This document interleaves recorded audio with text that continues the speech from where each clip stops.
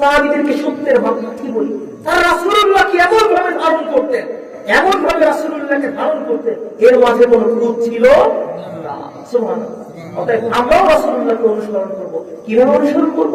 রাসূলুল্লাহ যেভাবে হাসতেন আমরা সেভাবে হাসবো। রাসূলুল্লাহ মুচকি হাসতেন, আপনি মুচকি হাসবেন।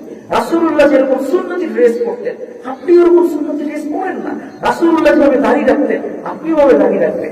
রাসূলুল্লাহ যেরকম টুপি পরতেন, আপনি ওভাবে টুপি পরবেন। রাসূলুল্লাহ যেভাবে নামাজ পড়তেন, আপনিও ঠিক তেমনই ভাবে নামাজ পড়বেন। অতএব এই আয়াতে আল্লাহ তাআলা আমাদেরকে বলছেন, মান ইউতিআর রাসূল ফাকাদ আতা আল্লাহ। রাসূলুল্লাহকে অনুসরণ করলে আল্লাহর অনুসরণ করা হবে। এরপরে আল্লাহ তাআলা বলতেছে, কিছু তো কপাল পোড়া থাকে, রাসূলুল্লাহ অনেক বোঝানোর পরেও তারা রাসূলুল্লাহকে মানে না, মুনাফিকি করে, কুফরি করে। তখন আল্লাহ তাআলা বলতেছেন, ওয়ামান তাওয়াল্লা ফামা আরসালনাকা আলাইহিম হাফিযা।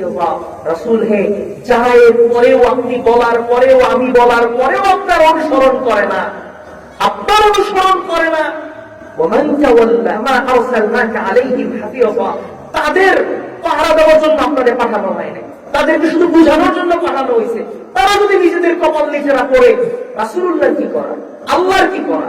তারা নিজেদের কপাল নিজেরা পড়াইছে, তাদের থেকে রাসূলুল্লাহ দায়িত্ব মুক্ত। রাসূলুল্লাহকে তাদের ব্যাপারে জিজ্ঞেস করা হবে না, ইয়া রাসূলুল্লাহ তারা কেন পথভ্রষ্ট হয়েছে? তারা পথভ্রষ্ট হয়েছে তাদের নিজেদের কপালের কারণে। তারা পথভ্রষ্ট হয়েছে কার কারণে? নিজেদের কপালের কারণে, নিজেদের ভাগ্যের কারণে, নিজেদের স্বভাবের কারণে। অতএব এই আয়াত দ্বারা আমরা শিখলাম, রাসূলুল্লাহর আনুগত্যের মাধ্যমে কার আনুগত্য হবে? আল্লাহর আনুগত্য হবে।